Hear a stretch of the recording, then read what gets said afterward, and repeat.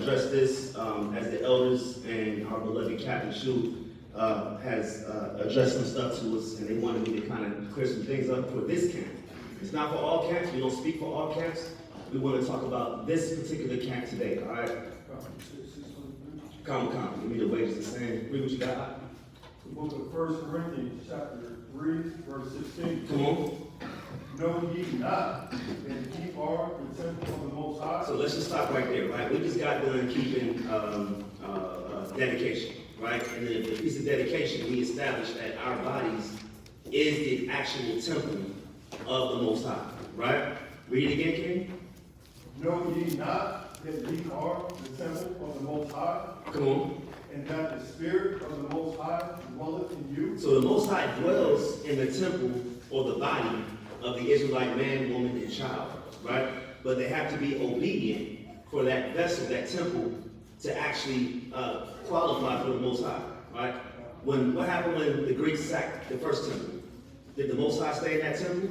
No, he was gone, right? Because it was defiled, all right? So it said, we are the temple of the Most High, right? Read on. Verse 17. If any man defile the temple of the Most High, him shall God destroy. Come on. For the temple of the Most High is holy. Is what? Is holy. It's set apart. The word for holy is kodash, meaning set apart, right? Can you give me Leviticus 19? Right? So read that part again. We are what? For the temple of the Most High is holy.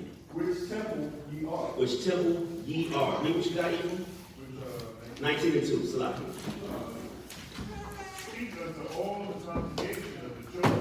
To the children of Israel, right? So we're not talking about the Arab, we're not talking to the Hamites, we're not talking to Moab, we're not talking to Japheth. We are talking specifically to the children of Israel, all right? That's very important, because everybody in here identifies as an Israelite, a son of Jacob, right? Come on, King. And say unto them, ye shall be holy. We shall be what? Ye shall be holy. So we got to be holy, right? Especially at these end times, right? A lot of stuff going on. I don't know if y'all saw the captain put out 2 days ago about what happened in Florida, right there in Miami, right? Just check it out. There's a whole lot going on. Go ahead, sis. Was that about the demon walking? Yeah, that's right. She hit it out of the nose. I don't have the evidence, but apparently there was 9 foot. You want to elaborate on that, sis? It was 10 foot demons 10 walking foot. around. Yeah. That's all I heard. In Miami, Florida, right? So that's heavy, right? Because we are at a point. It's a real, like 2024 started off with a bang, right? Everybody understand that. So she hit it right on the nose, right? It's a whole lot going on. So as we prepare ourselves for the new covenant, as we prepare ourselves for coming in to our land that's made for us, right? The world is made for our sake, but that land of Israel is made for us as well. All right? So as we coming into this, we want to understand that we got to clean up our lives. We got to clean things up. There's a doctrine going around, and we're gonna break this thing down, and then we're going to go into this wheat and tares. Finish that out, Eden. Ye shall be holy, for I, the Lord, your God, am holy. And the Most High is kodash. The Most High is set apart. The Most High is holy as well. If you are a child of the Most High, you have to be like your father. Right? Come on.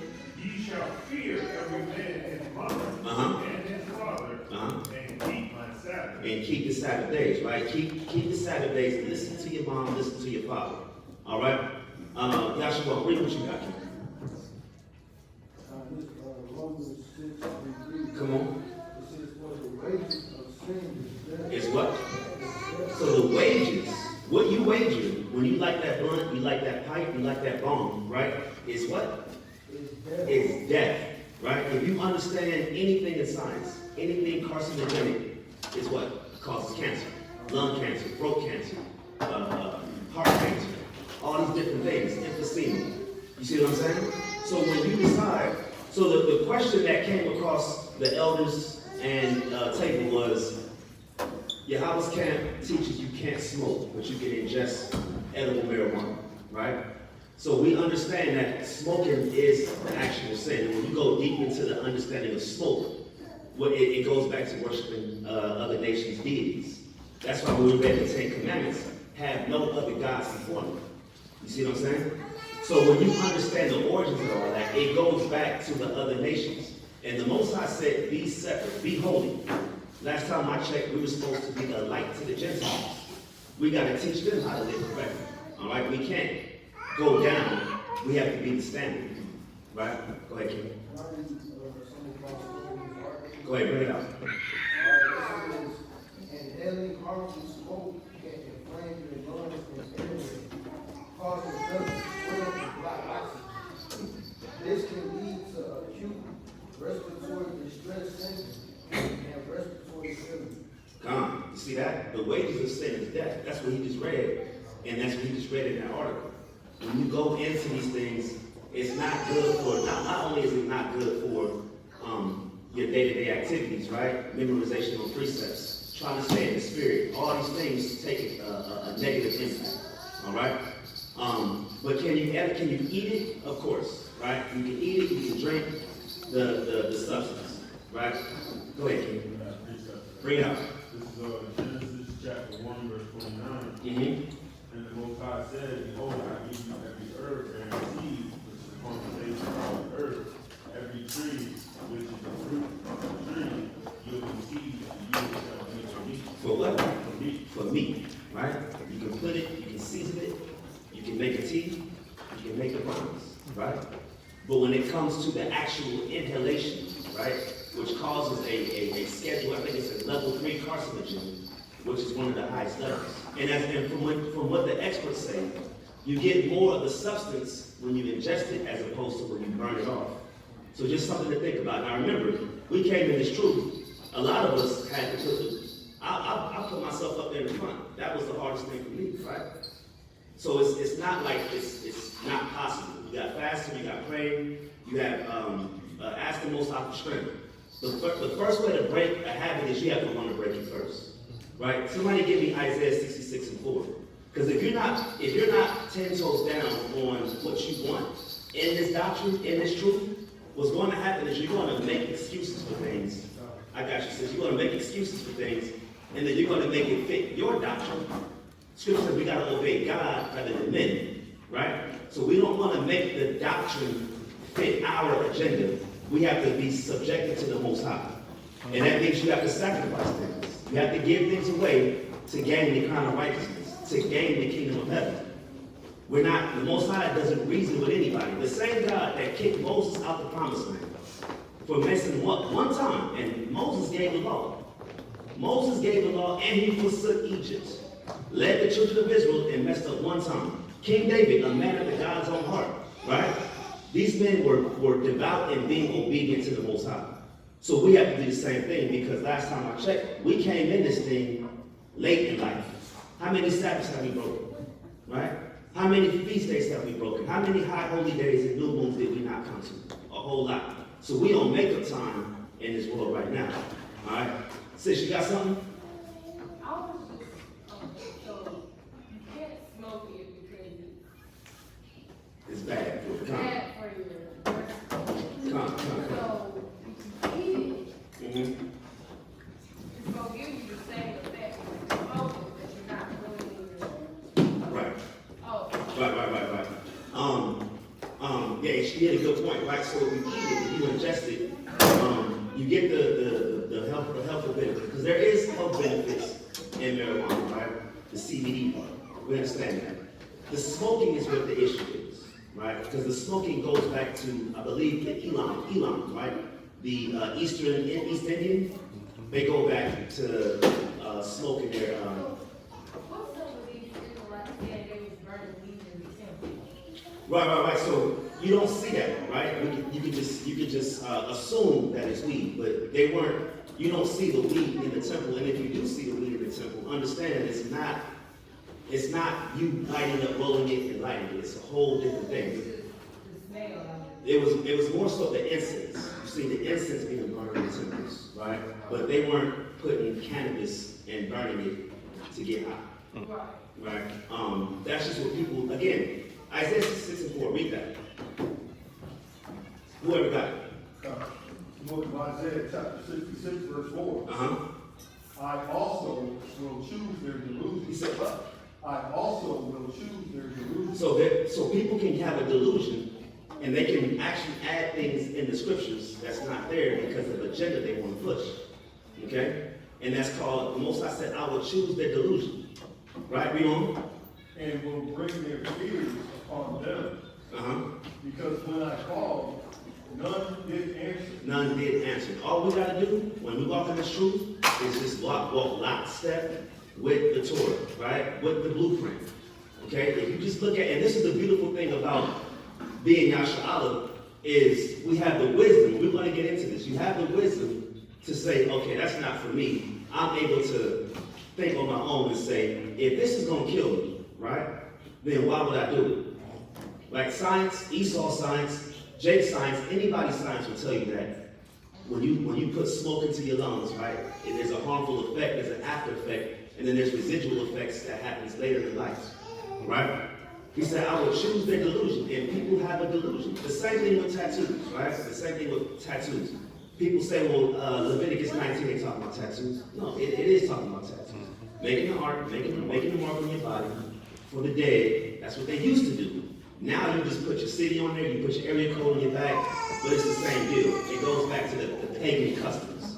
To be a light to the Gentiles, meaning you have to take everything that you used to do. That's what it means to be what? Born again, right? What you used to do, you don't do anymore. And then you can teach others, and that's how you help convert. Fam, you have something, Ethan? So that delusion part, that's similar to Mr. YAHAWAH'S day. There you go. And his Ambrose. God. I don't know if y'all saw the video. Anybody see that brother out in California? He had YAHAWAH'S day, and they was eating pork, and they soaked the pork in Coca-Cola for 2 hours, 2 days, or something like that. You can develop worms like that, right? And so the wages of sin is what? It's death, right? God told you don't eat pork, not because he don't like the pig. The pig is not even food. And people have this doctrine, like the man in California, right? So just think about that as we are going in to this new year coming up, right? And then as we're going into this walk in this truth together. Just understand that we are also here for each other. And again, this is what it's all about. So we're not going to spend too much time on it, but I do want to get the Torah. Because another thing is, show me in the Torah where you can't smoke. And we're going to show you that. Ephraim, can you give me Deuteronomy 12? Because Brother Kazak, he just established, right, that we are the temple. 1 Corinthians 3:16, right? He just established that we are the temple. You cannot destroy God's temple. Right? Give me verse number 1. I think it's Deuteronomy 12. Deuteronomy chapter 12, verse 1. Come on. These are the statutes and judgments which ye shall observe to do in the land. Come on. Which the Lord God of thy fathers giveth thee to possess it. Listen up. Come on. All the days that ye live upon the earth. So God he's given a commandment. As long as you live on this earth, here is the laws, statutes, and commandment that you must do. Okay? Read on. Ye shall utterly destroy all the places wherein the nations which ye shall possess serve their gods. So where do other nations, what do you call a building where the other nations serve their gods? It's called a what? Synagogue. Or a temple. Temple, yeah. A temple, right? Now we just, King Kazak, can you get 1 Corinthians 3:16 again? We're going to clear this thing up and we're going to go into these weak and tears. So it says, the Most High said, you shall utterly destroy all the places wherein the nations which ye shall possess serve their gods. Meaning when we go into the land, right? Ham, the Canaanites, the Girgashites, the Hittites, they all had temples for their deities, right? Read what you got again, Kazak. 1 Corinthians chapter 3, verse 16. Come on. Know ye not that ye are the temple of God? So now we don't have a temple anymore. We are the temple of God, right? Equal. Read it again. Read verse 2 again. It says, ye shall utterly destroy all the places wherein the nations which ye shall possess serve their gods. Come on. Upon the high mountains and upon the hills and under every green tree Read verse 3. And ye shall overthrow their altars. So we're going to overthrow the altars of the other nations in their temple. We destroy their temples, right? Come on. And break their pillars. Come on. And burn their groves with fire. And ye shall hew down the graven images of their gods. Come on. And destroy the names of them out of that place. So we got to destroy the other nations' gods, their deities, their temples, their altars, all that, right? Now here's the kicker right here. Read that. Ye shall not do so unto the Lord your God. So God gave a commandment. Do not destroy God's temple. Now it was a physical temple or a tabernacle back then. But we just read later on that building moved into you as an individual Israelite. Did everybody catch that? Everybody got a question on that? Right? So you cannot destroy God's temple. That's a law. That's thus saith the Lord. If we are the temple of the Most High, then we can't destroy our own bodies. Right? Not only do tattoos, pork, adultery, fornication, lust, these also destroy your body. There's a physical imbalance that happens when you have a spiritual mindset that you can do evil. Right?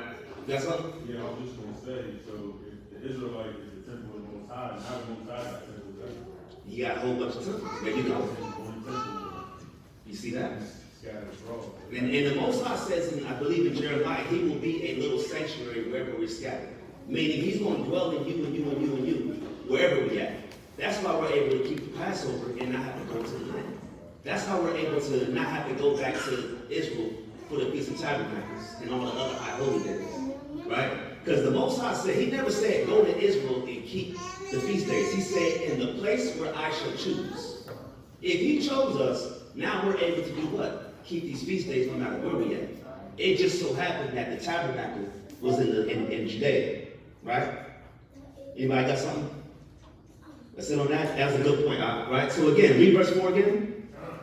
It says, ye shall not do so unto the Lord your God. So the Most High said, ye shall not.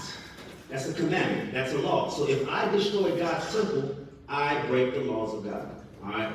So again, I just want to make sure that I make that clear, right? And the reason why we're able to bring this out in the way that we bring this out here at YAHAWAH'S camp, right? Yashima, can you give me Proverbs 1 and verse 5? We're going to go into this lesson. All right? This is a beautiful segue going into the lesson. All right? Proverbs 1, verse number 5. And we're going to, we read this last new moon, and I want to keep hammering on this scripture right here, because as we develop in this truth, as Yahshua, as Israelites, right? You have to keep this, no matter what you do in life. Everybody got different positions in life. Everybody has different jobs, job descriptions. As we develop in our job description, right? And our worldly descriptions, right? Teachers, right? Carpenters, people that are in the business aspect. They have corporate jobs. You always got to get better. Look at a basketball player. What made Michael Jordan, LeBron, Kobe so great? They always had a work ethic, and they were known for their high work ethic. And what about the guys that got washed out the league? They had a bad work ethic. They didn't stay in shape, right? It goes the same thing with this truth. If you are in this truth and you desire to teach, you desire to just get the kingdom of heaven, you got to update your resume, right? So read that, verse 5. A wise man will what? So if you call yourself wise, you have to shema, to listen, to hear. The definition of shema, we always talk about it, is to listen with the intent to be obedient. You just don't listen and just go about your day. You listen to be obedient. It says a wise man will hear. Read on. And will what? Increase learning. And increase learning. We have to increase our learning. Come on. And a man of understanding shall attain unto wise counsel. Come on. To understand the proverb and the interpretation, the words of the wise and the dark sayings. So in order to understand parables, analogies, metaphors in the scriptures, you want to break down Genesis 1 through 5, the first couple chapters, you have to understand wisdom first. You have to understand the law, and you have to be obedient. The Most High isn't going to give you the manifestation if you still struggle with sin. You have to, we're not saying nobody sinned in this room. What we're saying is you don't live a lifestyle of active sin, right? So when we talk about this information, we always want to increase. We always want to build ourselves up and build our brothers up. That's how you become accepted. If you stagnant in this truth, you spinning your wheels, you're going nowhere.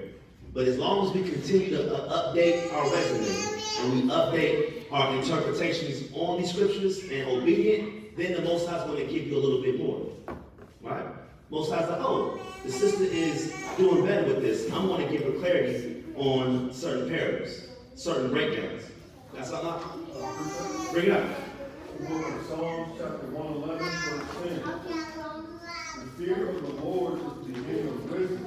A good understanding have all day, and do your commandments. His praise endures forever. For how long? Forever. So you have to obey the Most High forever as well. If His praise endure forever, if you're going to thank the Most High forever, then you also have to what? You have to be obedient and fear the Most High forever.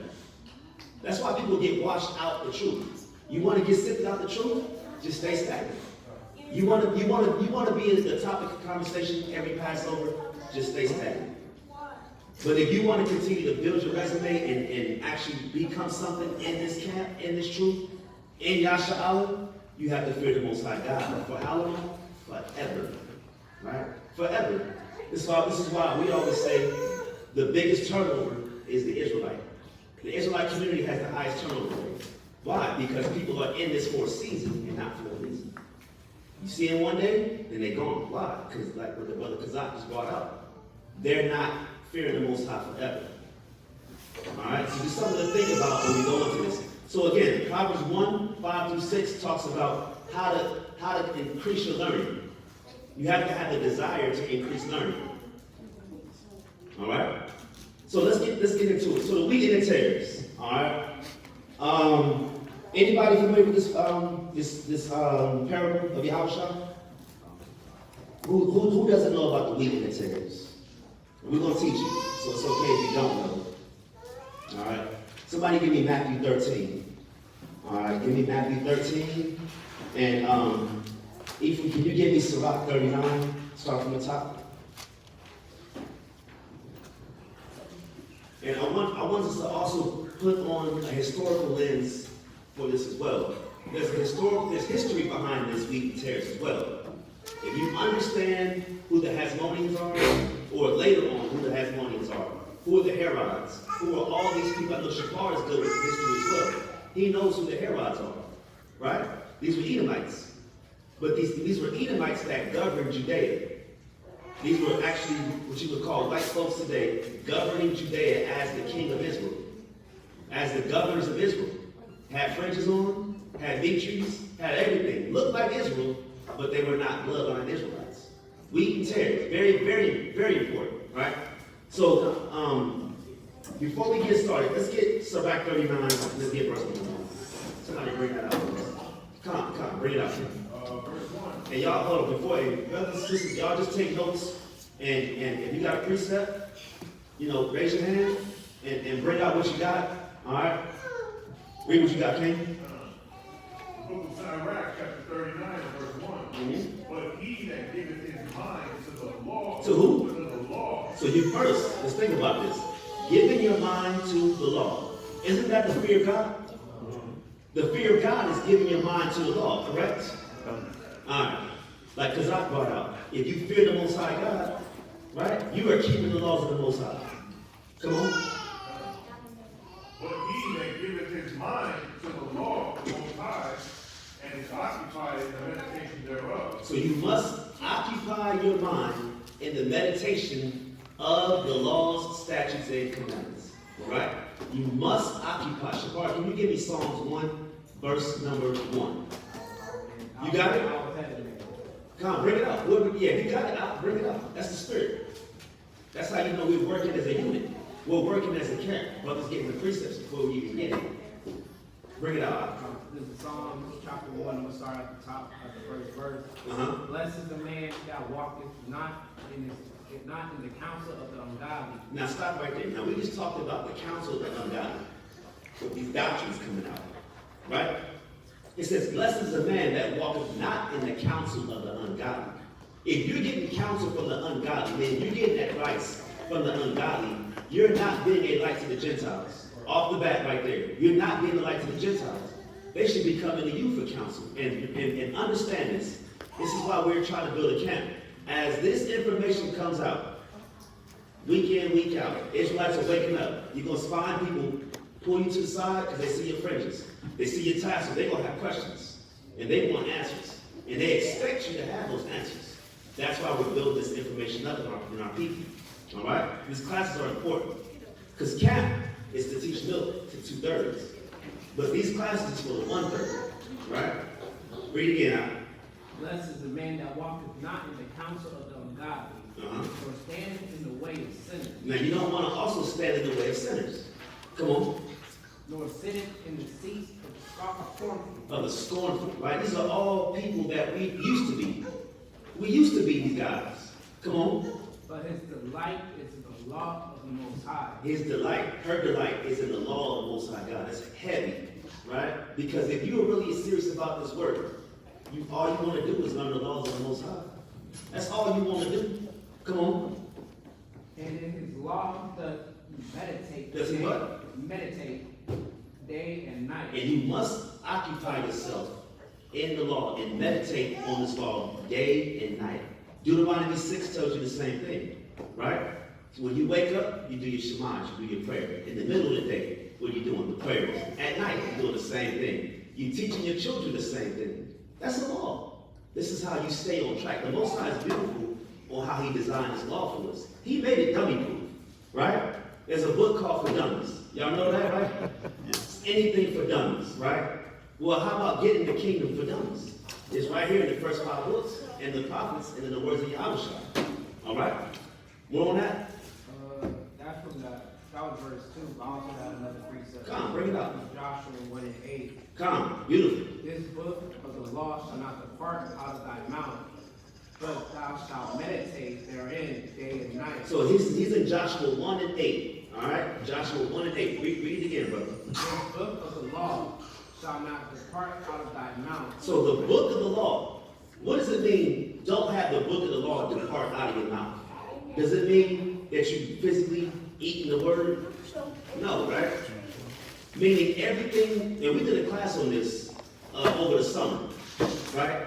There's 5 components on staying in the spirit. What you say, what you think, what you write down, what you read, and then what you meditate on, right? These are 5 things to stay in the spirit. And if you look through the scriptures, it's going to say the same thing.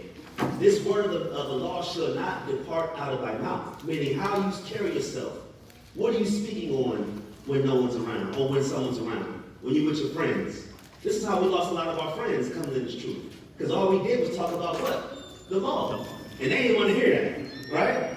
Because I know what I'm talking about, right? They didn't want to hear that. We deal with this every time. There's a birthday coming up or a holiday season coming up, and they want to gather together, and we say, nah, we separate, right? We set apart. The word of the law does not depart out of our mouth. And as a matter of fact, they know not to call me, because not only am I going to tell you no, but I'm going to tell you why you shouldn't do it neither. They mad at that. They don't want to hear that. Oh, my mom, love you, mom. But early in this truth, right? I would bring out scriptures, and all of a sudden, her boss called, or she got to go somewhere, X, Y, and Z. We all experience that, right? When the laws of the Most High is in your mouth, and you're speaking it, then that's who you are. That's what it means when you convert. When you're fully converted, you got those 5 components, right? And it's part of your everyday life. Go ahead, King. This book, I'm going to start back at the top of the verse. This book of the law shall not depart out of thy mouth, but thou shalt meditate therein day and night. Come on. Thou mayest observe to do according to all that is written therein. To what? Thou mayest observe to do according to all that is written therein. Key word is all. All that is written therein. We cannot make excuses or, make concessions or reason with the Most High. Right? This is the same God that kicked Moses out the promised land. Moses had to look at the Israelites go into the promised land from the plains of Moab. He didn't even get to go into the land. right? If we had that mindset of who our God is, who we actually serve, we gotta be obedient, right? Come on, King.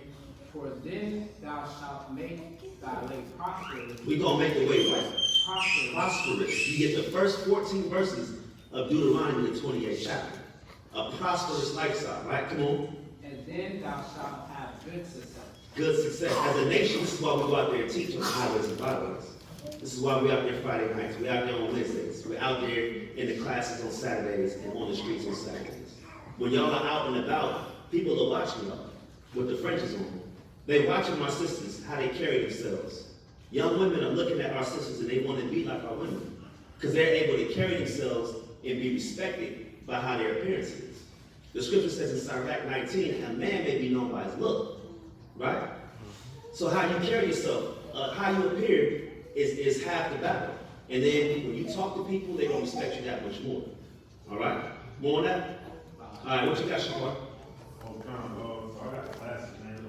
Come, bring it out. Psalm 19:7. Come. The law of the Lord is perfect. Is what? The law of the Lord is perfect. The law of the Lord is perfect. When Yahawashi said, be ye therefore perfect, he's talking about keeping the commandments. Right? Come on. Converting the soul. Converting the soul. In order to be fully converted in this truth, you got to get rid of things. Yahawashi got on the cross. He didn't have to. He didn't have to, right? He got on the cross for us to be able to convert. This is what the beauty of Yahawashi. You need a Messiah, right? You need a Messiah. Don't we all? We need a sacrifice. Because I know I've broken commandments that I should have died, right? You break the sacrifice, what happens? You die. Right? You got something? Yeah, I have precept. Hold on, Zach. You got more now, right? Yeah. Come on, read it, and we'll get to you, Zach. Okay. The testimony of Yahweh is sure. It's sure. That means it's guaranteed. Come on. Making wise and simple. Making wise and simple. Beautiful precept. All right? Go ahead, Zach. Oh, I had Baruch 4:1. Come. This is the book of the commandments of Yahweh, Come on. and the law that endureth forever. For how long? Forever. Now, understand this. When we had Baruch, Baruch wasn't walking around with the letters of Baruch. He wasn't walking around with the letters of Jeremiah. All they had was the law. All they had was the Psalms and the prophets. They weren't walking around with the scroll of Jeremiah or Ezekiel. It wasn't codified yet. So when he's saying these things in the Babylonian captivity, what law is he talking about?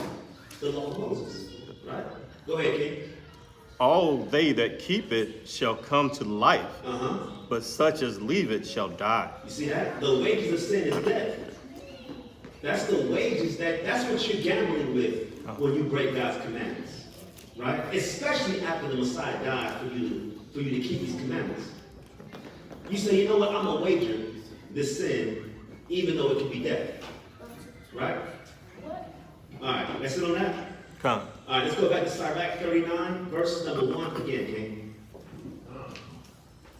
But he that giveth his mind to the law of the Most High, and is occupied in meditation thereof, Come on. will seek out the wisdom of all the ancients. You see that? We're going to seek out, who are the ancients? Baruch, Psalms, Proverbs, Ezra. This is what we're seeking out. Come on. And be occupied in prophecy. And we occupy the what? Prophecy. So if you understand the beauty of keeping the commandments of God, the Most High is going to show you things because you're qualified to bring it out. He ain't going to show this church next door anything. This is why their breakdowns are terrible. Right? Listen to some of these Christian breakdowns. It's terrible because they don't keep the commandments of God. That's why you're in a privileged position to actually get this kingdom and learn more of his word. Read on, King. It says, he will keep the sayings of the renowned men. And the renowned men are the prophets. Yahawashi is a renowned man. Paul, Peter, right? Silas, these are all Jude. They're all renowned men. Come on. And where subtle parables. And we're what? Where subtle parables. Subtle parables. We're about to go into a parable about the wheat and the tares. Come on. He will be there also. He will be there also. Meaning we're going to be able to break this parable down. And then think about this. The disciples couldn't understand a lot of Yahawashi's parables. You know why? Why do y'all think the disciples couldn't break down some of his parables? Just throw it out there. That could be it, right? What else? Say it again. Yahawashi was there with him? Okay, that's a good one. Now think about this. How did Yahawashi fight his disciples? He just walked up. He just walked up to them. Follow me. Right. So a lot of it is, these were men. Think about the culture of Israel. Think about the culture of Israel. They became religious over time. Meaning, let me go by lineage go. Why? Because my forefathers did it. There was no spirituality behind it, right? The faith, right? So a lot of times these guys were wearing fringes because it was a culture, it was custom, right? So they weren't occupied in prophecy. They were merchants. They were fishermen. Matthew was a tax collector. They were just living life. And Yahawashi said, yo, you coming with me. Go ahead. That's how I was on there, the light wasn't in the law. That's right. So they had to be built up as they had to live the word with them, right? We're in a position, we're actually in a better position than a lot of the disciples, even though they walk with Yahawashi, which is great, right? You walk with Yahawashi, you walk with the king. This is why they were able to get this so fast and have their own writings over time. But as we get these records, we're going to wax greater because we have the past, present, and we know the future of Israel, right? So go ahead, read on. He will seek out the secrets of grave sentences. Now the grave sentences are what? The dark sayings, the dark speeches. What are dark speeches to say? The riddles, the parables, the metaphors, the analogies, or what's the word I'm looking for when they describe Genesis? Allegory, right? They call it allegory. You go to a person on the street, they think Adam and Eve was physically naked, and they was walking and talking with a talking snake, right? And they ate an apple, and then all of a sudden they realized they were naked. That's how Christians think. That's how most people think of what happened. And the crazy thing is, it doesn't say apple anywhere. Nowhere in there, right? But when you understand the doctrine, right? Read verse 3 again.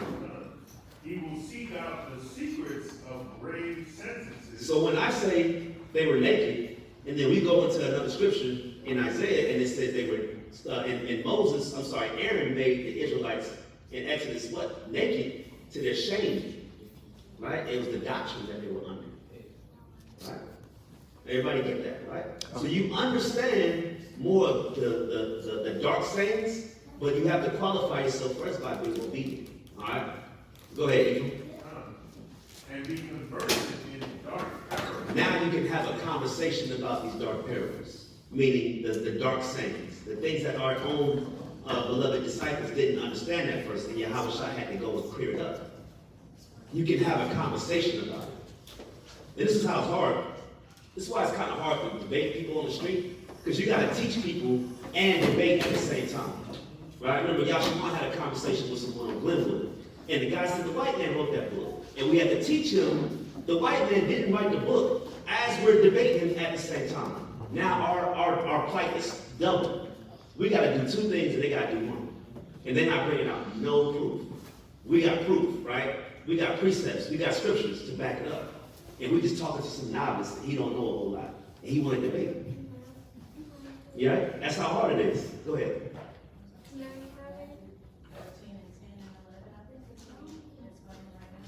Come. Somebody bring it out. Matthew 13 and 10. Bring out Matthew 13 and 10. And as they get that, you can go ahead and finish out verse 4. It says, he shall serve among great men. Come on, and this is why we have a camp. Read that part again. People don't understand the beauty of a camp. Read that again. He shall serve among great men. Now you're able to serve among great men. Come on. And appear before princes. And appear before princes. This is how we were able to go to the White House and rebuke Joe Biden to his face. He literally came out the White House as we was teaching and got the smoke and went back in. We're able to appear before these princes. Come on. He will travel through strange countries. Now, don't we travel and teach? Don't we go to Tampa, and we went to Miami, and we went to Houston, we went to Delaware, we went to Texas, all over. Come on. For he has tried the good and the evil among men. There you go, right? But it all goes back to being obedient. This is how we're able to decipher some of these dark sayings, right? Is that what you want? Matthew 13 and 10. All right, let's get that. Matthew 13 and 10.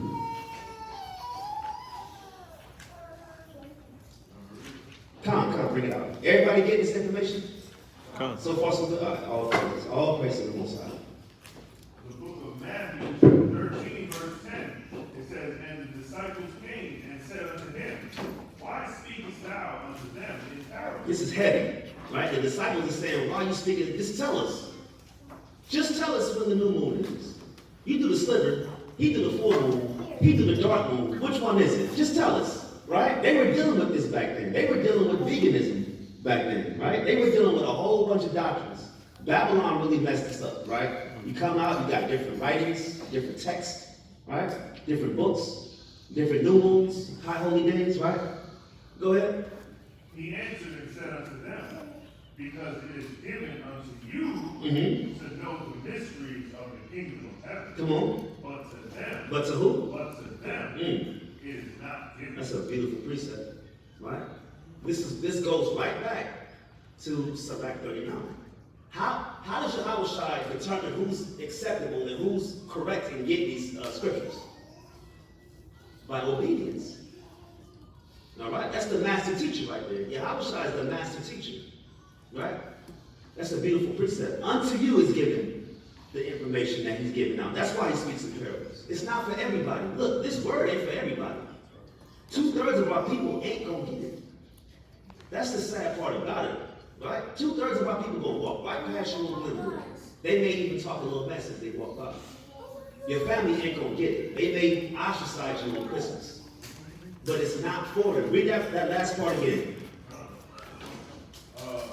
Because it is given unto you to know the mysteries of the kingdom of heaven. That's the dark sayings. Right? Everybody's not going to get it. Every black, Hispanic, Native American, and Latino American, and Negro is not going to get it. It's for them, but they're not going to get it. That's why 144,000 of the elect is going to get this information and be obedient to it. It's one thing to get it. It's a whole other deal to be obedient to it. All right? So let's get to this wheat and tares. Somebody give me Romans 9:6. And then let's hold Matthew 13:24. All right, let's get Romans 9:6. I want to bring something out real quick to everybody's attention. And that's why I said, when you go into this wheat and tares, there's history behind it. Right? What is a tare? What does it mean? What is a wheat and tare? What is the wheat? What does it represent? Israel. That's the wheat. Who are the tares? The other nations. What makes an Israelite? Bloodline. Yeah. But how do you know? Is it my skin tone? We deal with this on the streets, right? The father, right? Get the precept on the father, right? When you think about this, what makes an Israelite is not your skin tone. It's not your eye color. It's not your phenotype. It's not your hair color. It's not even your DNA. Right? There's no DNA that says you're an Israelite. There's no DNA for Moabite. Right? DNA goes back to the region of where your people go back to. So if they found you and your DNA goes back to the Bantu, that's because your family went to the west coast of Africa. Right? It doesn't make you an Israelite. You can't look at your DNA and say, well, here's the DNA of King David, so you go back to King David. It don't work like that. Right? It goes back, and this is a faith-based organization, right? You have to have faith that you are an Israelite in the first place. Because don't nobody got papers saying I go back to King David or I go back to King Saul. Nobody got that. Right? And somebody else will give me Romans 8:16. Get the precept on the Father. Book of Numbers, chapter 1, verse 18. Come on. And they assembled all the congregation together on the first day of the second month. Come on. And they declared their pedigree. Their pedigree. That's their lineage. Come on. After their families. After their families, other Israelites, come on. By the house of their fathers. Of who? Of their fathers. So Amalek will tell you their mother. Because their sages say it goes to the mother. Who is from the tribe of Benjamin? Jacob had how many kids? 13, right? Give or take, right? Yeah, that's a good Say point. that's an Ephraim, right? But think about it. He had a daughter. There's no tribe of Benjamin, right? So it's about the father, right? Who else had Romans 8:16? Right? And even when you go into Ezra 2:59, it says they couldn't restore the house of their fathers if they were of Israel or not. All right? So it goes by the father. It doesn't go by the mother. All right? And that's another doctrine going around amongst Israelites? Is it the mother and the father? No, it's the father. Oh, it's real. It's real. Yeah. Oh, who got that? Romans 8? Go ahead, bring it out. Okay. Romans 8:16. Come on. The Spirit itself. The who? The Spirit itself. So when we out there teaching, right? And someone has a spirit that's not with our spirit, but they look like you, right? You gotta think about that. That's something to consider. You gotta think about it. We don't say that. Okay. The Spirit itself beareth witness with our spirit Come on. that we are the children of God. You see that? You see that? The spirit bears witness. Not the eye color. Not the hair texture. How dark you are. That's the Negro only doctrine. Right? You Negro only. You got a lot of explaining to do when it comes to that. Alright? The spirit bears witness with our spirit. Everything about this is all on faith. Alright? So where we at? That's it on that? You want me to go to 17? That's it. That's it. That's Okay. it. All praises. All praises. All right. So let's get to Matthew 13:24. Start at verse 24. All right. So we know what makes an Israelite is the seed of the Father. Right. We know also that if you occupy yourself in prophecy and keep the commandments and be obedient to God, that you will also understand the Most High is going to reveal to you some of the dark sayings. Right. So let's go into a parable. And let's break this down as a congregation. Alright? Alright, give me Matthew 13:24.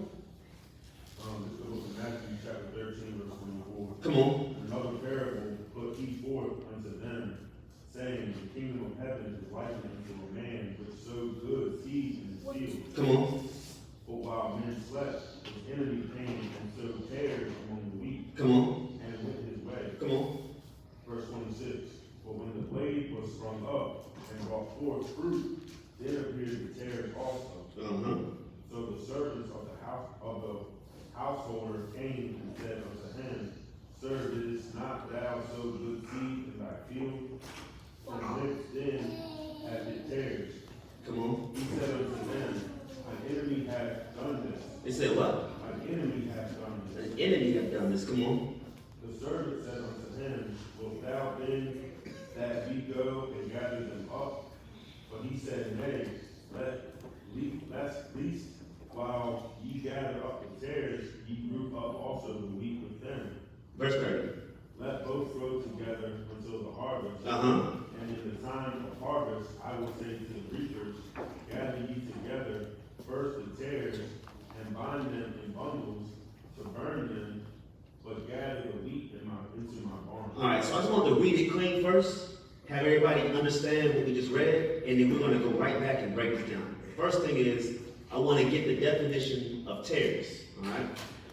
And the Hebrew word, or the Greek, Salaki, the Greek is G2215, which is the word zizanium, right? Zizanium, Zizanion. That's the transliteration.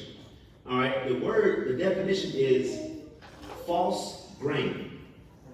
The false grain, all right? False grain. So that's the definition of a tare, all right? So, and of course, we know what the wheat is. Let's just get the definition of wheat. It's 4621 cetos, all right? It's it just means corn and wheat. So Yahawashi is giving a parable, all right? This is one of his parables, beautiful parable. All right, so let's go right back. Give me read verse 24 again. Another parable put he forth unto them, saying, The kingdom of heaven is likened unto a man which sowed good seed in his field. In his field, right? So what is the field? Can you get Sirach 26 and give me verse number 19? Sirach 26 and 19.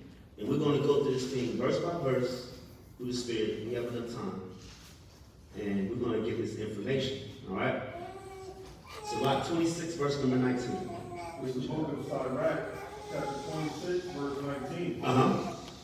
My son, keep the flower of thine age sound, and give not thy strength to strangers. So if you understand Sirach 26, it's talking about marriage, men and women, right? men and women, and the beauty of them coming together for a union. And when they come into the union, you have children, right? Things of that nature. Marriage, right? So it says, my son, keep the flower of thine age sound. What is the flower of thine age? Age. And keeping it sound. How do you pick your spouses? Right? How you pick who you want to procreate with. Keep it sound. What does it mean to be disciplined? Right? To be disciplined on how you pick your mate. All right?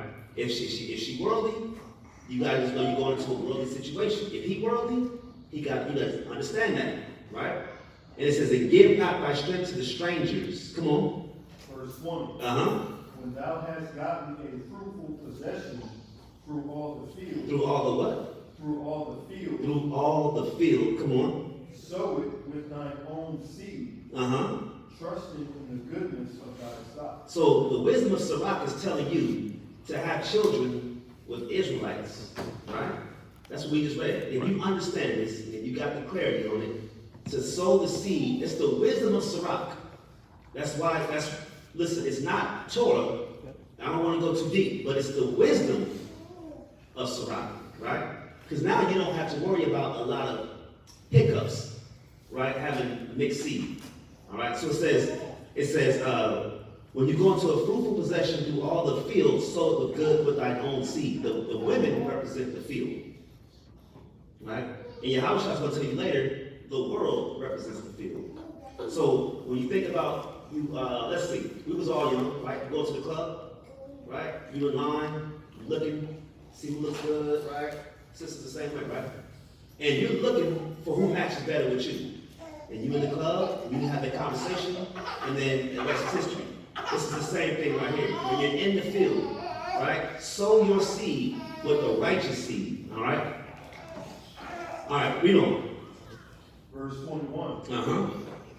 So thy race. So thy what? So thy race. So thy race, your nation, come on. Which thou leavest shall be magnified. Having the confidence of their good descent. All right, let's stop right there. So understand that, right? Let's go right back to Matthew 13, verse 24.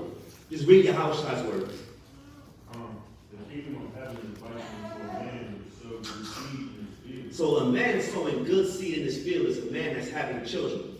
An Israelite man, righteous man, having children, right? Procreation, making babies, right? Verse 25.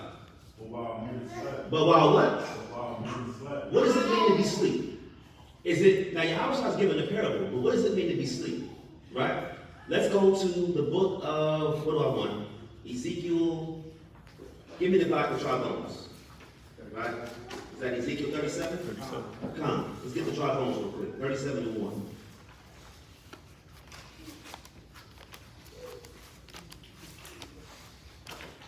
$37 and 2, Salah.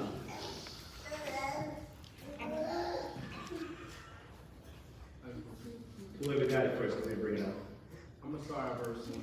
Come. The hand of Yahweh was upon me and carried me out in the spirit of Yahweh and set me down in the midst of the valley which was full of bones. Come on. And caused me to pass by them round about. And behold, there were very many in the open valleys, and lo, there were very dry. Come on. And he said unto me, Son of man, can these bones live? And I answered, O Most High God, thou knowest. Come on. Again, he said unto me, prophesy upon these bones. He said what? Prophesy upon these bones. Prophesy upon these bones. These are dry bones. This is another dark saying. It's a prophecy, right? Prophesy to these bones. Come on. And say unto them, O ye dry bones, hear the word of the Most High. And who was the word of the Most High? Yahawash, right? Come on. Thus saith the Most High Yahweh, unto these bones, behold, I will cause breath to enter into you, and ye shall live. So these bones are asleep. These bones are dead, right? When it says, when you go back to this parable in Matthew 13 chapter, it says, while the man was asleep, meaning while we were in our wickedness, while men was in their sin, while we were in slavery, while we were in 1960s civil rights era, right? The history of Israel, where we were always asleep, what happened? Men came in and raped our women, right? Took advantage of our young people and had babies by them. And those babies grew up, right? And they had children. And they grew up and had children. Again, what nation makes you? I mean, how do you know what nation you're from? By the seed of your father. So if you have a tear amongst your congregation, and he has children, and it's all men, those are tares. They just look like that, right? They just look like that. That's the scary part about this whole parable. They look like that, but that don't make them Israel, right? Matter of fact, we're supposed to get that. Give me Romans 9:6, and we're going to come right back to that. Who had Romans 9:6? Because this goes right back to the history of what we're talking about. They look like that, but they not them. You're a false grain, right? Go ahead, Zach. Right. Romans 9:6. Come on. Not as though the word of God had taken none effect, for they are not all Israel, which are of Israel. So your grandma, your pastor, they're going to say spiritual Israelite when he just read. They're going to read that and say, I'm a spiritual Israelite because of what you just read in Romans 9:6. Not knowing Romans 9:13 said he hate Esau, right? Not knowing any of that is all about the benefits, the blessings of Israel.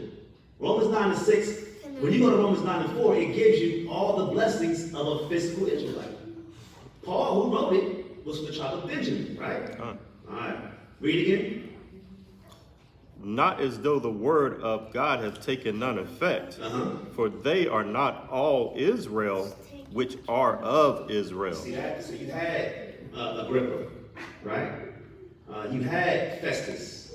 These are historical figures that assumed they were Israel.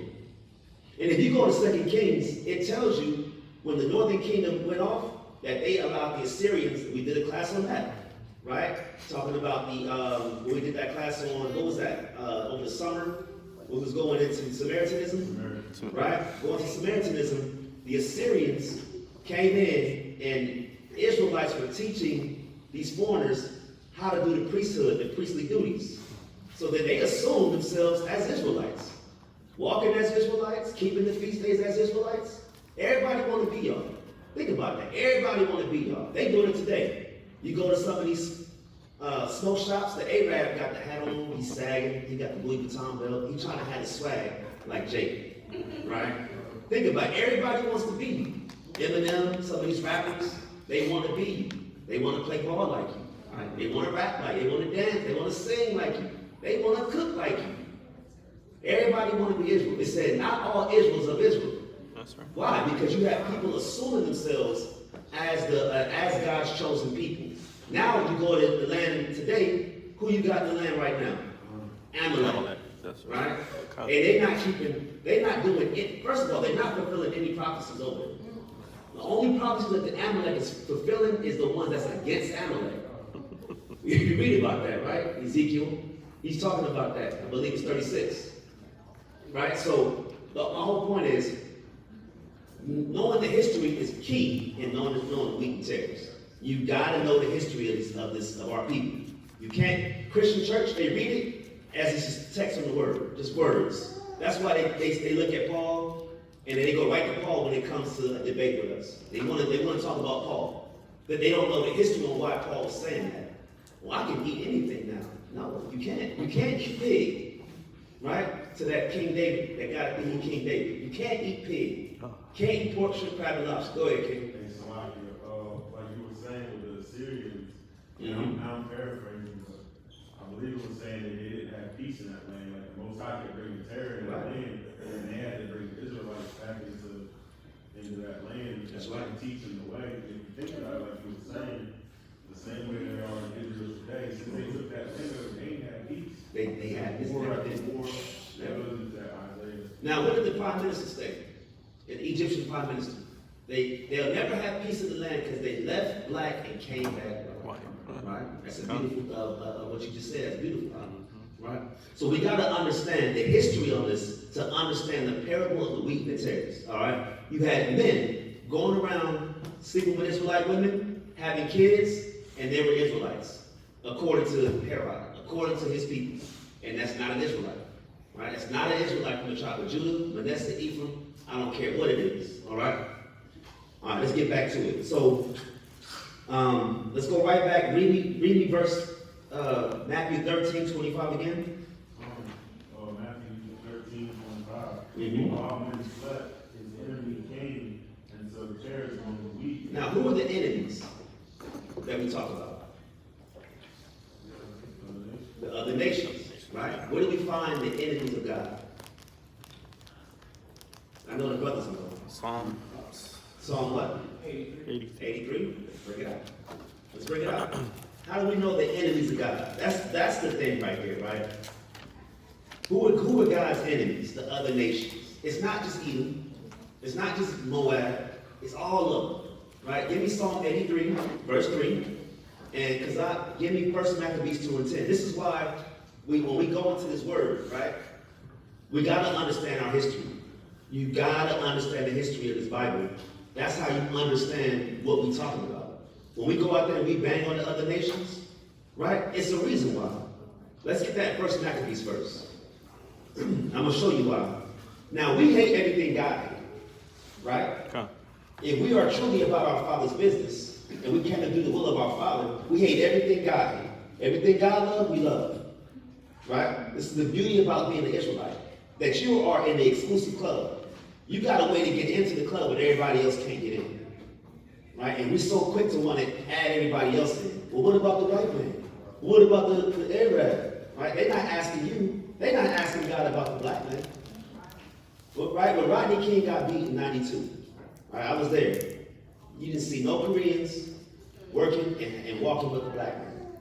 We were out there doing those protests. I was about my son's age, right? But during that time, it was bad, right? It was terrible. But you had Koreans that were gunning down young black girls for stealing orange juice. Right there. Now, where was everybody at asking about the black man's salvation in 92, 82, 72, 62? You don't see it, right? So let's get that real quick. 1 Maccabees 2 and 10. John, the book of 1 Maccabees chapter 2 verse 10. Come on. What nation? What? What nation? So what ethnicity, what race, what nation, come on, hath not had a part in her kingdom and gotten of her spoils? Every nation. Understand, when you go into the Judges, the Moabites had us in captivity. That was history, right? The Ammonites had us in captivity and was coming at us, right? Even to this day, Esau, the Arab, right? The sub-Saharan slave trade, people don't understand. The sub-Saharan slave trade ended after the transatlantic slave trade. Up until 1960, they were still trading slaves on the west coast of Africa through the sub-Saharan slave trade. People don't understand that, right? So it said, what nation, come on, hath not had a part in her kingdom and gotten of her spoils? All her ornaments are taken away. And the ornaments are the Israelites. Come on. Of a free woman, she has become a bond slave. You see that? So we built every nation's kingdom. We taught every nation how to live. We were the light to these other nations. Every nation had us in captivity and subjugation at one time or another. Right? And the Most High is not forgotten that. The Most High eyes is 10,000 times brighter than the sun. And the day to the Most High is what? 1,000 days. So it was just yesterday in the Most High's eyes that we were in Moabite captivity, Ammonite captivity. That was just yesterday according to the Most High. So the Most High is hurrying up. But to us it's taking forever, right? So let's get that Psalm 83. Start at verse 3. Start like it, verse 2. Book of Psalms, chapter 83, verse 2. Uh-huh. Thy enemies, Thy who? thy enemies, Thine enemies, come on. make us a mold. Uh-huh. And they that hate, And they that what? and they that hate thee, That hate thee. This is Asaph, right? This is one of David's scribes, chief musician. He's talking right here, right? These men knew what was going on. They knew the history. He said, what nation? Go ahead. and they that hate thee Uh-huh. have lifted up the head. Uh-huh. They have taken crafty counsel against thy people. Uh-huh. And exalted against thy enemies. Come on. They have said, Let us cut them off from being a nation. Let's stop right there. Think about this. The other nation said, let us cut them off from being a nation. Everybody had a nation, right? Everybody was something. Moabite, Ammonite, Girgashite, whatever. You're a nation. The plan for everybody, you can call yourself a Muslim, you can call yourself a Negro, you can call yourself the B word, you can call yourself a nation, whatever. You can call yourself God-body, but you better not call yourself an Israelite, right? That was the plan in 2023, 2024. And this is my opinion, I'm just speaking of my opinion. I believe every U.S. president, every king, everybody that is in governorship has a book that's passed down. And in that book, I believe that they know who the children of Israel are. And the deal is, do not let them understand who they are. Right? This is history we're talking about, right? So when you understand the history of former kings, you got to know what we're in today. We're dealing with no new thing under the sun. Right? And all these things are passed down. When you swear office, they probably got a little ceremony. These Negroes, the Hispanics, the Native Americans, don't let them call themselves Jews. Because if they go back, you see the same thing as Judas, right? You got it? Bring it up, right? This is history. We in Psalms right now. And then we're about to go into Judas, right? I believe this is later. Judas was later, right? So it's history. Go ahead. This is Jude chapter 5, verse 20. Uh-huh. Now therefore, my Lord and Governor, if there be any error in this people, and they sin against their God. And if they what? If they sin against their God. So the consensus was that the Israelites cannot know who they are, and they cannot sin against, let them sin against God. This is why you have rape in our community. Our music is made for us to sin. Our movies is made for us to sin. Black folks, Hispanics, and Native Americans are a lot more fruitful and talented and positive is what they give you. Right? They're giving you a mindset that we just murderers and adulterers and drug abusers, and we're anything but that. All right? But the idea is they want our little ones to grow up thinking that's what they aspire to be. I think Tupac said, I'm paraphrasing, but in an interview he said that in his community, going to jail was being a man. Well, you got to do something wrong to go to jail, right? And then the idea is I got to go to jail to be a man, then I got to do something wicked as hell. That's how they give you in perpetual sin. All right? Read on. It says, now therefore, my Lord and Governor, if there be any error in this people, and they sin against their God, let us consider that this shall be their ruin. Come on. And let us go up, and we shall overcome them. But if there be no iniquity in their nation. Meaning if they understand that these guys are the Israelites, the true Jews of the Bible, if there's no iniquity, come on. Let my Lord now pass by. Uh-huh. Lest their Lord defend them. Let's what? Their Lord defend them. So this, I believe he was Ammon, right? I think he's an Ammonite. He was saying these things to the king. It was like, yo, if you're going to let them be Israel, then leave them alone. Leave them alone because their God is going to defend them when we all come back. This goes back to the promises of Deuteronomy, the blessings of Deuteronomy. As a nation, we come back together, you can't touch us. All right? But if you want to keep them in sin, then you got to stick to the plan. Come on, read on. Lest their Lord defend them, and their God be for them, and we become a reproach. A what? A reproach. Meaning we're going to lose our kingdom if they wake up. This is why America don't want you to know who you are. This is why they have something called anti-Semitism, right? Remember, clean that up so there won't be a flag on there. But understanding that, Kyrie got in trouble. Kanye got in trouble. Nick Cannon. These are us guys get in trouble. Why? Because they are just saying we're the Israelites. Right? We actually go out there and teach it. And they can't touch us. Right? Come on. And their God be for them, and we become a reproach before all the world. And the Most High, go ahead, kid. You got verse 18. Go ahead, bring it up. It says, but when they departed from the way which he appointed them, they were destroyed in many battles, very sore, and were led captives into a land that was not theirs, and the temple of their God was cast to the ground, and their cities were taken by the enemy. You see that? So if the temple was destroyed, with no temple, you can't do sacrifices. If you can't sacrifice, how you going to atone for sins? If you can't atone for sins, then you're in iniquity, right? You see how they did that? They cut us off from being a nation by doing that. Jeremiah 17:4 says the same thing. You will discontinue from your heritage that I gave you. Most High gave you a heritage. You want to discontinue and not know who you are. Now you call yourself black, African American, Hispanic, Indian means savage. Why would you call yourself a savage? They call it Latinx. Latinx. There's going to be a new one. Jesse Jackson said African American. Right? I'm black and I'm proud. How are you proud of being the color of the crown? Where's the language of being black? Where's the landmass of black? Right?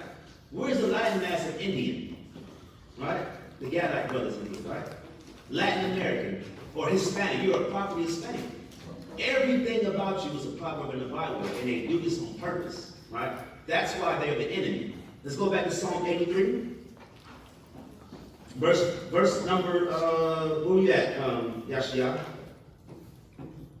Jacob stopped at verse 4. Was you reading? Who's reading that? Oh, go ahead, Shafar, my bad, Salaki. Psalm chapter 83, verse 5. Come on. But they have consulted together with one consent. They are confederate. They are what? They are confederate. They are confederate. This is a group, a conspiracy, right? Who heard of a RICO case? Anybody heard of a RICO? What's a RICO? A conspiracy is the strength of the RICO, right? Meaning I go and I charge you because of what he did, and y'all all conspired together. Am I right? Right? And there's a conspiracy that just came out with Epstein, right? You see that? You see what's going on with his documents being leaked. Everything is being cleaned out, right? It's a conspiracy. They're confederate. They're confederate against each other, right? Now let's get the nations. Get verse 6.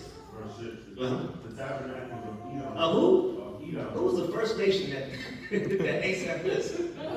Edom. The tabernacles of Edom, the families of Edom, come on. And the Ishmaelites. That's our cousin. Of Moab. And the Hagarenes. Come on. Dubal.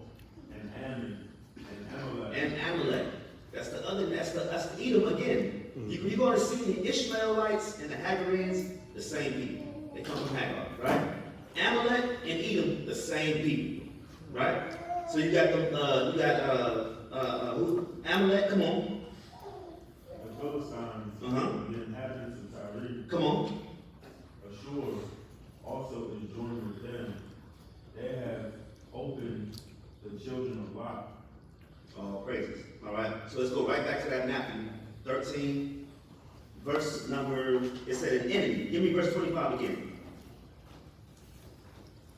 And anybody, we're not consolidating a tear to an Edomite man and an Israelite woman and the child. A Moabite man and an Israelite child is a tear. Israelite woman makes a tear. An Ammonite man with an Israelite woman makes a tear. He sowed seed, and we're going to get to that. The fertile land is the woman's womb, and the seed is the man's semen, right? And when you put the semen in the fertility of the soil, out comes a tree. We give this analogy all the time on the streets when we teaching people, right? You got something?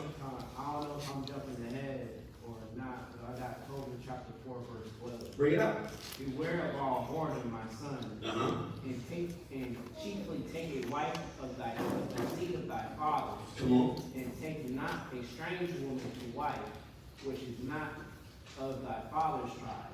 For we are the children of the prophets Noah, Abraham, Isaac, and Jacob. Remember, my son, that our fathers from the beginning, even that they all married wives of their own kindred, and were blessed in their children, and their seed shall inherit the land. Oh, great. Now look at this. That's a beautiful precept, right? I told before. Now I want to show us an example on an Israelite man that gave his daughters to, and I want y'all to listen to this right here, right? Because you're going to get pushback from people about what we're talking about, right? Who's heard of Sheshan? Yashua heard of Sheshan, right? First Chronicles, right? Chapter 2, verse number 34. I'm gonna read this real quick, and I want to explain something to y'all, right? Sheshan was an Israelite man, right? And he had daughters that were Israelite women. He gave his daughters to an Egyptian. another nation. All right? Now, we're in the book of Chronicles. They're going to list off the names of the early church fathers, or it's like the early Israelite kings. I don't want to say church, early Israelite kings, right? This is 1 Chronicles chapter 2, verse 34. Now, Sheshan had no sons, okay, but daughters, all right? And Sheshan had a servant, an Egyptian, whose name was Jarha. And Sheshan gave his daughter to Jarha, his servant, to wife, and she bare him Attai. Now, they're going to give you the lineage. And Attai begat Nathan, and Nathan begat Zabad. These are all tares. By definition of a tare, right? Everybody caught that, right? Okay. All right. And Zabad begat Ephal, and Ephal, Ephlal begat Obed, and Obed begat Jehu, and Jehu begat Azariah, and Azariah begat Helez, and Helez begat Elisha. All right? And Elisha begat Sisamai, and Sisamai begat Shalom, and Shalom begat Jechamiah, and Jechamiah begat Elishama. All right? And it stops right there.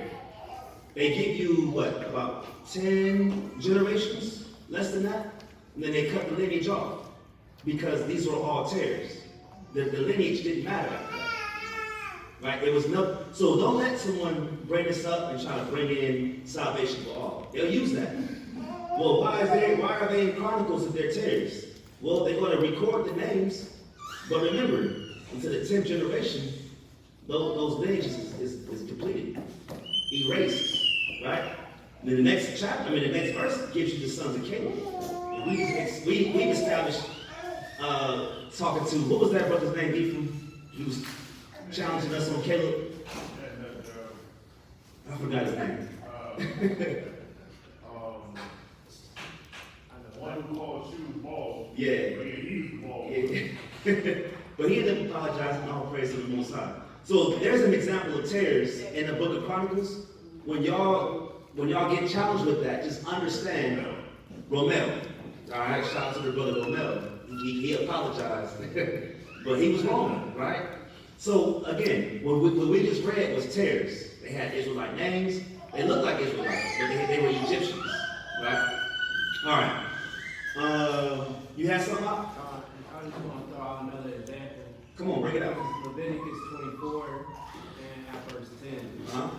The son of the Israelite woman, whose father was Egyptian, went out among the children of Israel, and the son of the Israelite woman and the man of Israel spoke together in the camp. And the Israelite woman's son blasphemed the name of Yahweh and cursed. And they brought him unto Moses, and his mother's name was Shulamith, the daughter of Hebrew of the tribe of Dan. And they put him in war, that the mind of Yahweh might be shoot them. And the Most High spake unto Moses, saying, Bring forth him that hath cursed without the camp, and let all that heard him lay their hands upon his head, and let all the congregation stone him. You see that? They stone him, but he blasphemed the name of the Most High. Now the scripture says in Psalms 2, why do the heathen rage? Right? There's a reason why, because these heathen, they're not ready. They can't serve God properly. Right? They don't know how to do it yet. They need us to show it. All right? That's a good precept. All praises, right? So verse 25 says, But while men slept, his enemy came and sowed tares among the wheat and went his way. Right? He just tooted and booted, right? Went his way. That's how they do you. That's why we gotta teach our women to start loving the black man again, right? To love our people again. All right. Who's reading? Verse 26. Matthew chapter 13, verse 26. Uh-huh. But when the blade was sprung up and brought forth fruit, then appeared the tares also. So the blade represents the end of the world, or you would say the harvest, right? The harvest. All right, come on. So the servants of the householder came and said unto him, Sir, didst not thou sow good seed in thy field? From whence then hath it tares? Come on. He said unto them, An enemy hath done this. An enemy, right? Look, a tear in the wheat would be like, They look just, you can't tell. You have to wait for a certain season for you to understand if it's a wheat or a tare. All right? So it's not our job to tell people you're not an Israelite. YAHAWAH'S can do that. Right? Now, can we let a white boy come up in here with our children and wives? Hell no. Right? You can serve the Most High from the comfort of your own. If you really think you're an Israelite and you look like that, that's why camps got to be careful on who they let in their congregation. Right? Right? Because you're going to have a tare asking for tithes. Right? You're going to have a tare saying, I'm the priest and I'm asking for tithes. Pay me my money. If he's a tare. Right? This thing's happening. You gotta check the spirit. Ain't no different move coming in here when we got young women and children. You got something? You gotta prove a friend. Prove all things. You just can't say, oh, he's an Israelite because he said it, and you're not trying the spirit, right? And then he come here and he got an agenda. You gotta protect the community. You gotta protect the camp. If you are an Israelite and you happen to look like that, by all means, all praise to the Most High for you, brother, sister. But you can serve the Most High if it's truly in your heart from the comfort of your own home. We can't allow that in this camp, right? That's just how it is. You can serve God from home. Go ahead, sister.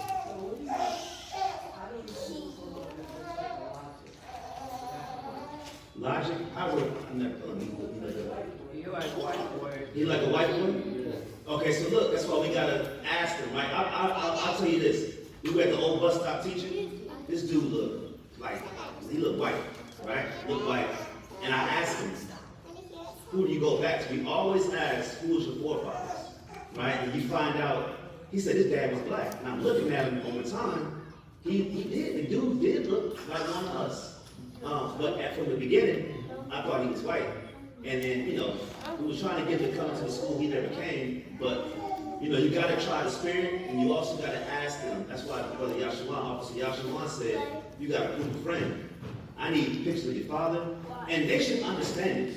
If you look like that, you should understand why we inquiring about you, right? That shouldn't be a problem. If you're really about this, it shouldn't be a problem. Yes, this is your father. This is who his father is, and you go from there, right?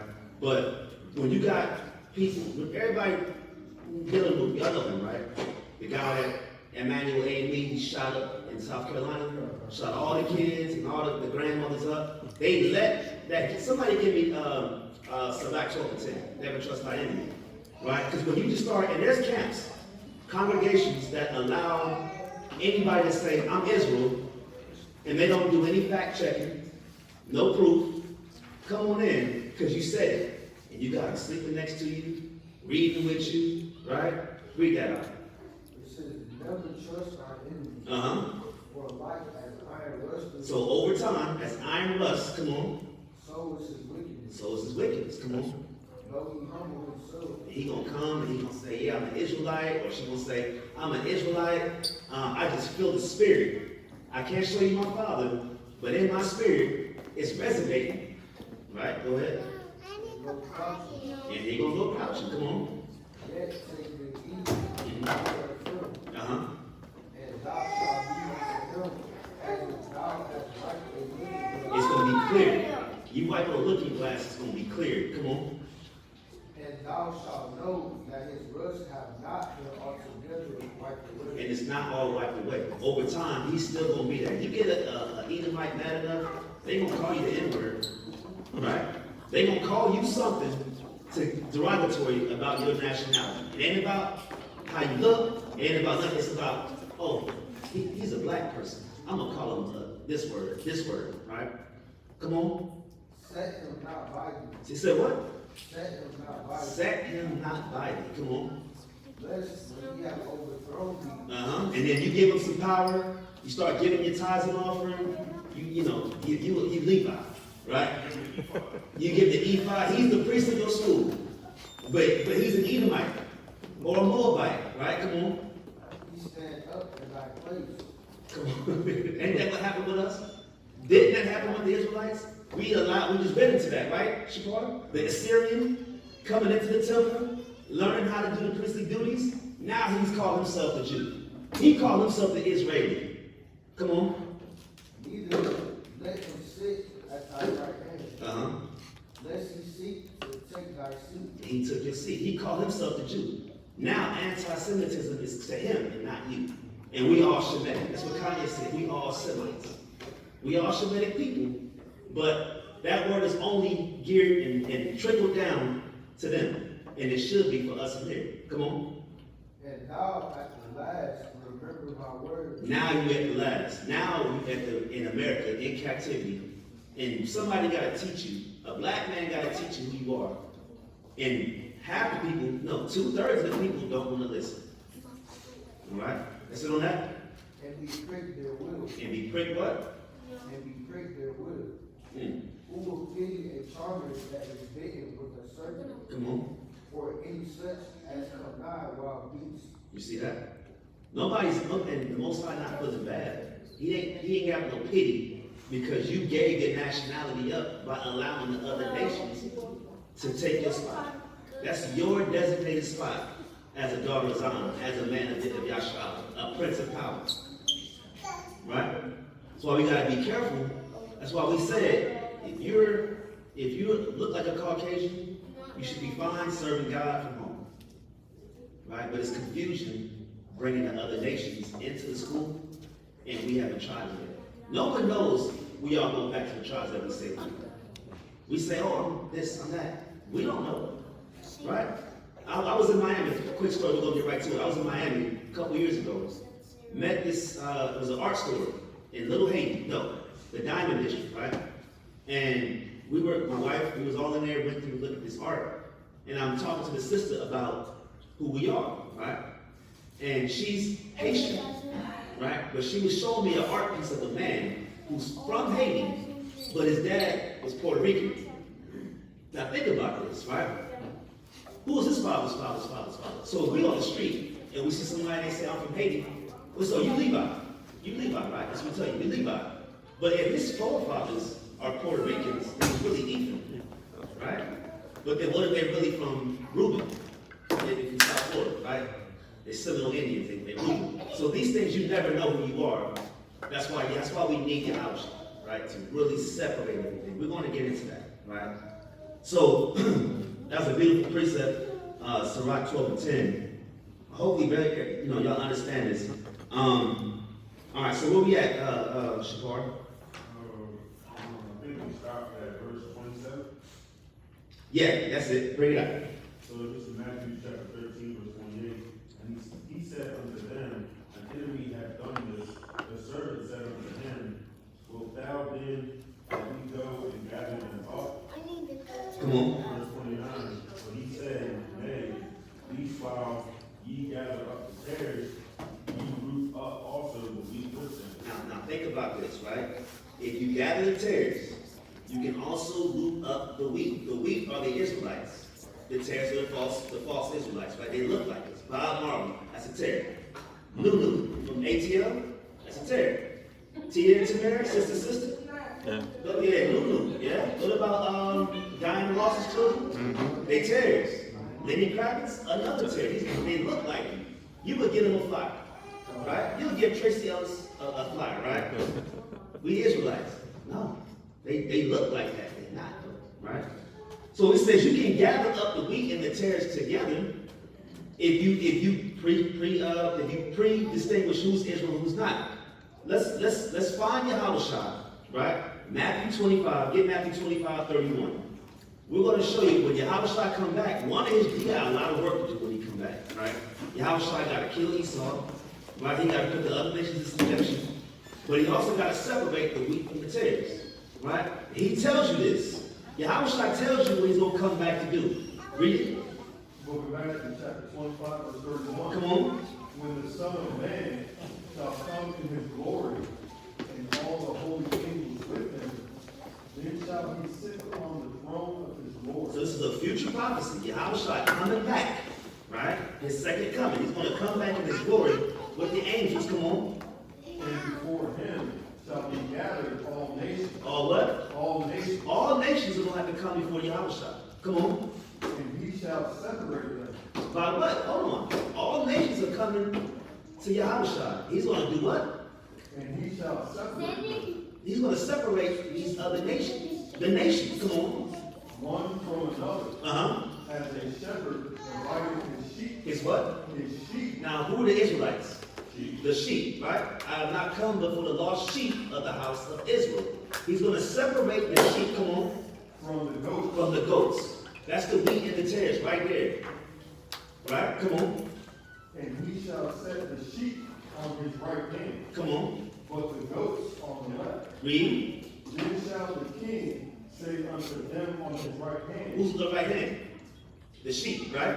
So he's going to tell the Israelites on his right hand, come on, Come, ye blessed of my father, come on. inherit the kingdom prepared for you from the foundation of the world. You see that? The world was made for our sakes, the Israelites. Right? So from the foundation of the world, Yahweh and Yahawashi ordained all of this, 7 continents and seas and oceans, for the Israelite. Inherit this kingdom that you work hard for. That's what we out here for. That's why we out here doing this work. Right? You could be 2/3. But we are what? We're striving to be 1/3. We're striving to be the elect. So when Yahawashi crack that sky, he can separate the wheat from the tares. That's why let's go back to Matthew 13 and 29. Matthew chapter 13, verse 29. Uh-huh. But he said, nay, least while ye gather up the tares, ye root up also the wheat with them. So Yahawashi said, don't do that. Don't do my job. Right? That's right. You're not ordained to say who's an Israelite and who's not. Right? That's all you can do is just teach this word in truth and sincerity. Right? If they listening, right, there you go. If they not, there you go. Come on. Let both grow together until the harvest. He said, let them both grow before until the harvest. Right? The harvest is when, again, when that end time comes, he's going to fulfill his what he got to do. Come on. And in the time of harvest, I would say to the reapers, gather ye together. Gather ye together first the tares. So this is why we cannot move too quickly. Remember, Yahawashi said, you don't want to gather the wheat and the tares together, right? Because he's saying right here, first gather the tares. Come on. Gather ye together first the tares, Uh-huh. and bind them in bundles. And bind them in bundles to do what? Burn To do what? them. This is why you can't do the wheat and tares together, because you may burn some wheat. You may burn the Israelites. You can destroy, you can be a stumbling block to other Israelites because of how they look. Right? Quincy Jones' daughter, have y'all seen her? Y'all seen The Dark Knight Rises? The movie The Batman, right? Remember the Batman's love interest who ended up being the bad person at the end? She stabbed him. She's an Israelite. That's Quincy Jones' daughter, right? So you wouldn't give her a flower. I'm gonna be honest, I wouldn't give her a flower because she looked like that. But if you find it in your heart and you out here saying, oh, you another nation, get out of here, Esau. She an Israelite, but she just look like that. That's why you can't move too fast. You can burn the Israelite. This is Matthew 3 and 12. It says, whose fan is in his hand, and he will thoroughly purge his floor, and gather his wheat into the garner, but he will burn up the chaff with unquenchable fire. Right? So these other nations, they got a recompense coming to them for what they did. But if you are categorizing by skin tone, the skin color, now you can actually burn the wheat and the tares together. So you got to be careful on how we position this gospel to the people that we see. Being the light for the Gentiles, you literally can. We tried to teach Esau last weekend, right? We tried to teach Esau not to eat pork last weekend, and guess what? The Spirit didn't bear witness. He said, "I'm gonna eat pork anyway." Went to Ale House and had that pulled pork slider, right?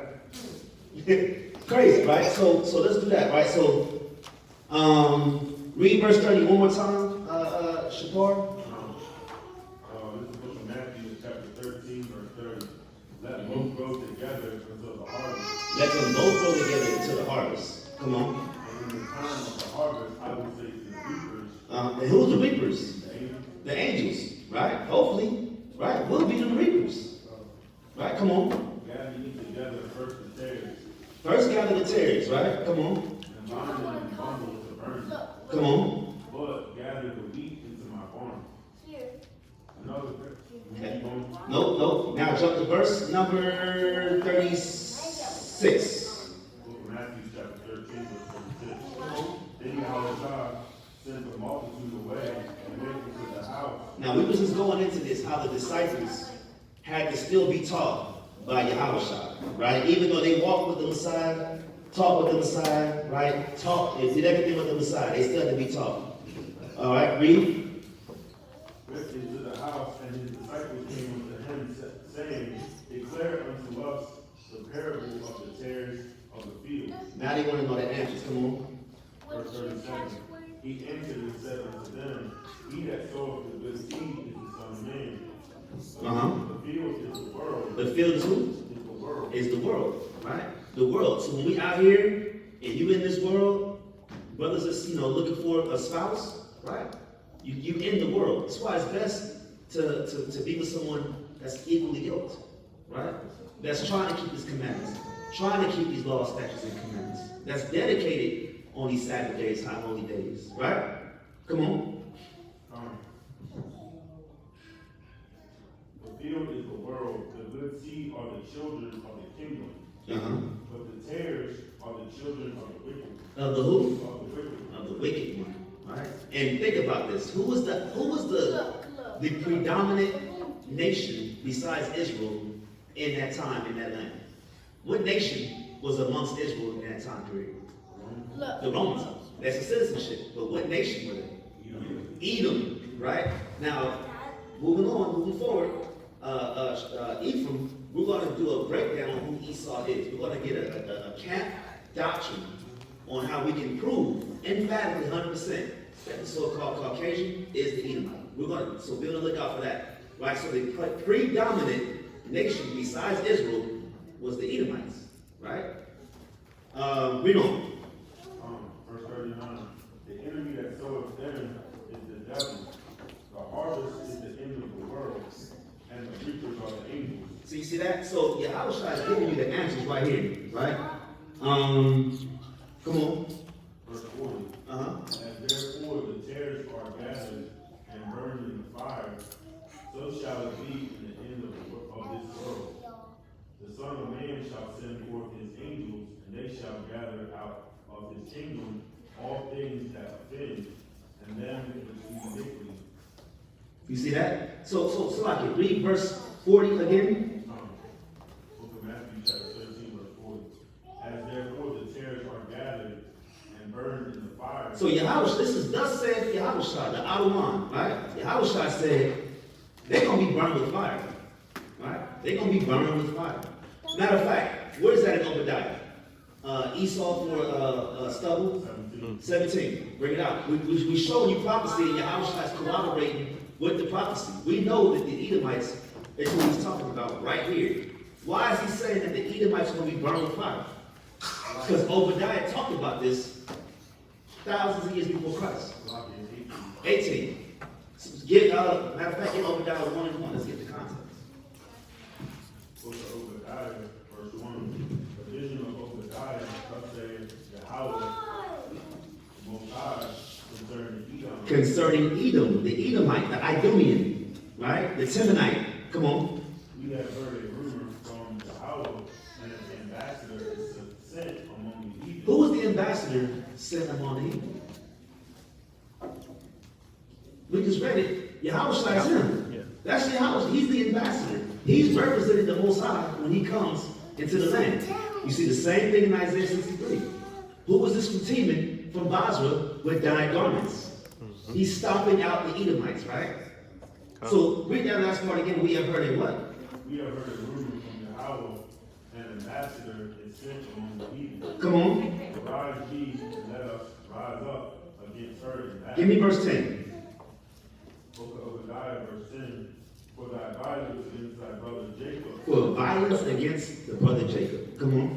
Shame shall cover thee, and thou shalt be cut off forever. Now give me verse 18. Book of Obadiah, verse 18.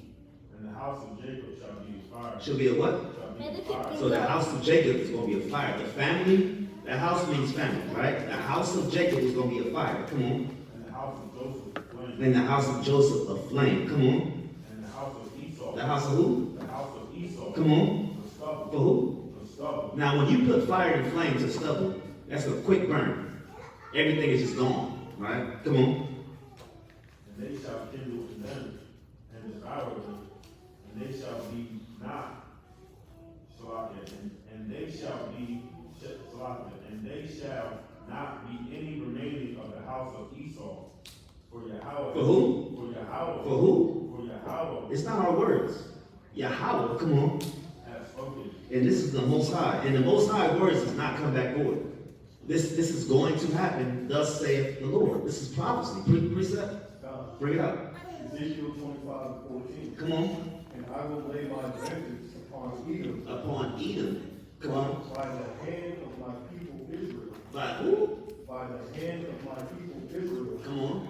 And they shall do in Edom according to my anger and according to my fury. And they shall know my vengeance, saith the Lord Yahweh. And the fury is fire. Isaiah 66. Right? Let's get that. Isaiah 66, verse number 15. It says, For behold, the Lord will come with fire, and with his chariots like a whirlwind, to render his anger with fury. Right? That's why it's called a fury of what? Fury of fire. Come on. And that's me. My bad. And his rebukes with flames of fire. So I just want to get that part out, right? So now let's go right back to YAHAWAH'S breakdown on Matthew 13, verse number, what was we at? 40? Do we start at 40? Come. Book of Matthew, chapter 13, verse 40. As therefore the tares are gathered and burned in fire, so shall it be in the end of this world. The end of this world, right? Nuclear fire, right? We know that's coming to Israel real soon, all right? 41. The Son of Man shall send forth his kingdom, and they shall gather out of his kingdom all things that offend, and them which do iniquity. And the ones that do iniquity is 2/3. If you in sin, this is why we say you got to get out of sin, because if you in sin, you're going to die like the heathen. That's why we call them Gentiles. That's why we call them the heathen, the Goy, right, in Hebrew, because they were acting as such, and they're going to die as such. That's why we got to be understanding and be circumspect on what we doing when we out here in this world. Right? Come on. Verse 42. Uh-huh. And shall cast them into the furnace of fire. Mm. And there shall be wailing and gnashing of teeth. Come on. Then shall the righteous shine forth as the sun in the kingdom of their Father. Who have ears to hear, let him hear. You see that? Who have ears to hear, let him hear. Right? The ones that's going to get saved, and this is a perfect parable to show you that only Israel can get salvation. Right? The only nation that's going to be saved when that fire drops is the Israelites. Right? Because he's going to separate the wheat from the tares. So you got to put this in your arsenal, discussing the scriptures with your families. Your Christian family, Jehovah's Witnesses, when they say all nations get salvation, bring them to this. Break this down. You got the notes, right? You got something? Oh, I had a precept. Bring it up. Luke 1:68. Come on. Blessed be the Lord God of Israel. The Lord God of who? Of Israel. No, everybody. Of The Israel. Lord God of Israel. Come on. For he hath visited and redeemed his people. He hath raised up an horn of salvation for us in the house of the servant David, as he spake by the mouth of his holy prophets, which have been since the world began. And these prophets, before the world of Israel, but it means it's the government of Israel. That's how you break down John 3:16. Before the world began, it's talking about the government body of Israel, right? Go ahead. That we should be saved from our enemies. And who was the enemy? We just broke it down. Psalm 83. The enemies are the nations that had us in captivity, even to this day. Right? Come on. And from the hand of all that hate us. But that was it. That's it on that, right? All praise to the Most High. Anybody got anything else before we close it out? Sisters? All praise. All right. Hey, look, Most High willing, we're going to do more of these on Saturdays, right? This is good for us to establish some of the things, because you can find wheat and tares all through Israelite communities, right? But it's important that we have our representation up here, right? And all praise to the Most High. That's all I got. We got this room. So how long, Ephraim? She said 4? 3:30. She said 4, but I'm gonna say 3:45. Yeah, let's try to clean up by 3:45. All right. With that, I'm gonna say shalom. All praise to the Most High.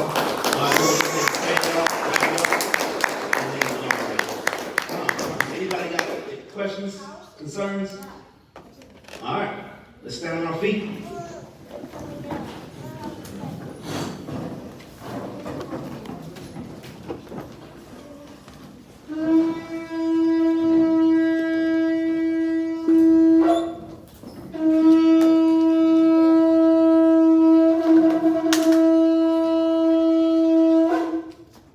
All praise.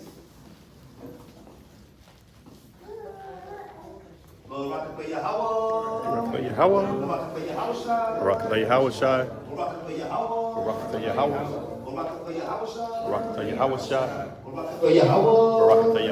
Wayahawah.